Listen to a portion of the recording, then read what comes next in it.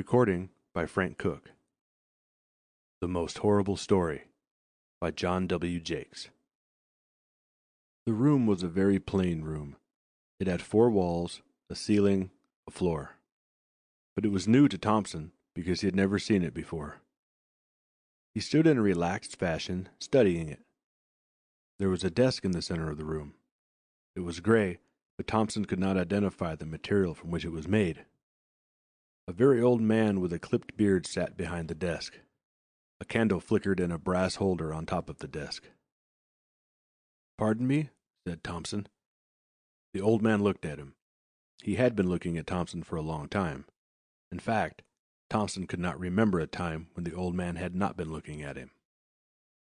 "You like horror stories, I take it," the old man said. "That's why you're here. Everybody in the world likes a good horror story, at least once in their lives." "Yes," said Thompson, filled with vague relief.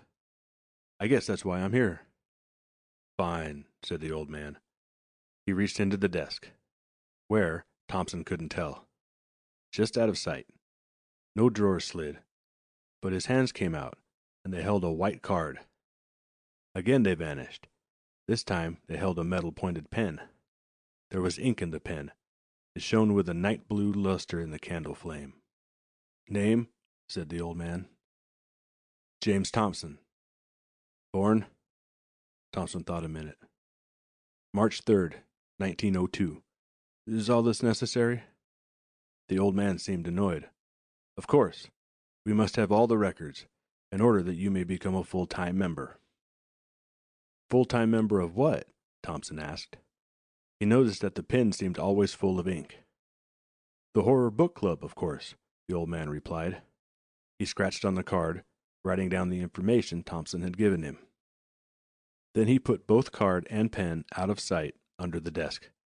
His hands came back up empty. "Everything has been taken care of," he said, smiling. "You've been admitted." "Is that right?" Thompson said aloud. He had begun to wonder whether membership in this club was exclusive. The candle kept on burning, but it stayed the same size. What kind of books do you have? I mean, could you let me have an idea of some of your titles? Dracula, Frankenstein, The Turn of the Screw, things like that?" The old man laughed again, this time like he was chiding a small and extremely foolish child. "Oh no, Mr. Thompson. We deal in actual, stark horror. We never use second-rate products." The hands dipped down again. Thompson wondered if it was some kind of game. They came back up. They put a book on the desk. It was a thin book, roughly a foot square. It had a whitish cover. The old man's fingers rasped on the cover when he put it down on the desk. "Human skin," the old man said cheerfully. "Very good binding." Yes," said Thompson. He glanced at the cover. In square letters, the cover said, "The Most Horrible Story in the World." Smaller type, down near the lower right-hand corner, said, "James Thompson, January 3rd, 1953. "Why, that's today," Thompson said. The old man waved. "A formality. We always record the books when a new member enters the club. Keeps the records straight." "Oh," Thompson said. "Do I just start reading?" The old man shook his head and got up. He took the book in one hand, the candle in the other. "I'll conduct you to one of our reading rooms. We provide special reading rooms for the use of members." Thompson did not comment. He followed the old man. They went through an opening in the wall that he had not seen before, but it was in a dim corner, difficult to see clearly. They walked down a long hall. On each side of the hall were closed doors. The candle made shapes move on the walls. "What's that screaming?" Thompson asked, a bit puzzled. "It seems to come from behind these doors." "That's right," the old man said over his shoulder. "This is the Horror Book Club, you know. All of our members take an active interest in their reading. They participate. They get horrified. It's really a horrible book, you know." "Is it?" Thompson felt a slight tingle of expectancy run along his back. He felt somewhat masochistic at the moment. A new thought struck him. "Is that the only book you carry?" "Yes," said the old man. We've had many editions made. It's the most horrible story in the world. You understand. The most horrible one ever conceived. That's why all our members read it. The hall seemed to stretch on endlessly. Doors marched by, screams faded, new screams took their place. How late are you open? Thompson asked. I stay here all the time, the old man said. Members are always coming in. They usually stay for a long time. The book is irresistible. Must be, Thompson said. Finally, they came to a door. The old man stopped. He seemed to pull at the door and it opened, although there was no handle on it. He motioned Thompson inside. The reading room had one chair and one table. An unlit candle stood on the table. The old man applied flame from his candle. Severe, he said, indicating the room, but functional.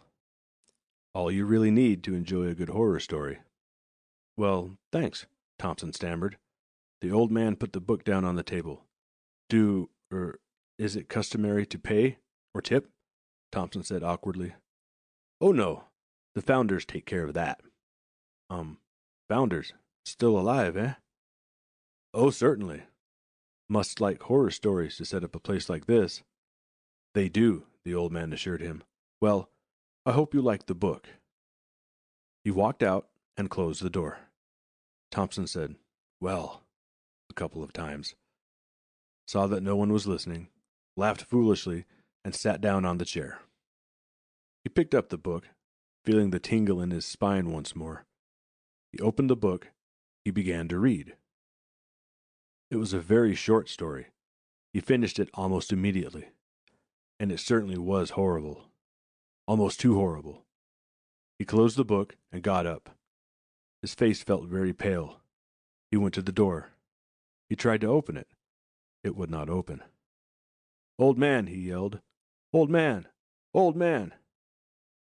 He was so insistent in his yelling that he did not stop to think about the others screaming out in the hall. He expected the old man to come, and he did. The old man's voice said through the door, Yes? I don't like this book, Thompson said. The old man said nothing. And the door's locked. I want to leave. You can't. What do you mean I can't? What kind of place is this anyway? His tone was threatening, belligerent, and weak.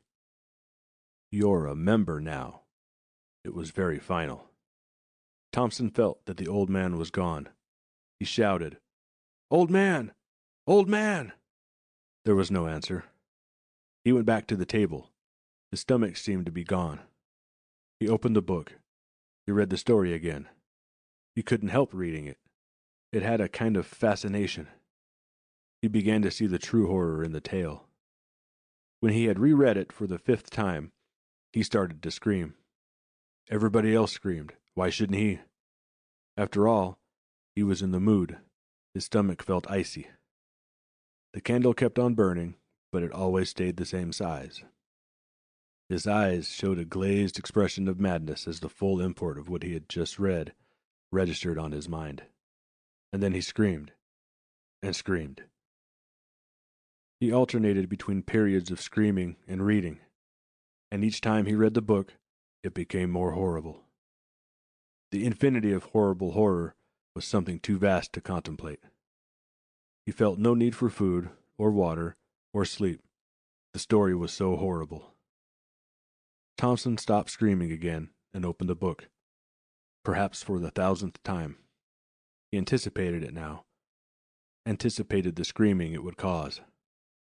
The candle kept on burning. Thompson read the story from the book of skin with his name on it. He read it rapidly. It was a very short story. You're dead. End of The Most Horrible Story by John W. Jakes. Recording by Frank Cook.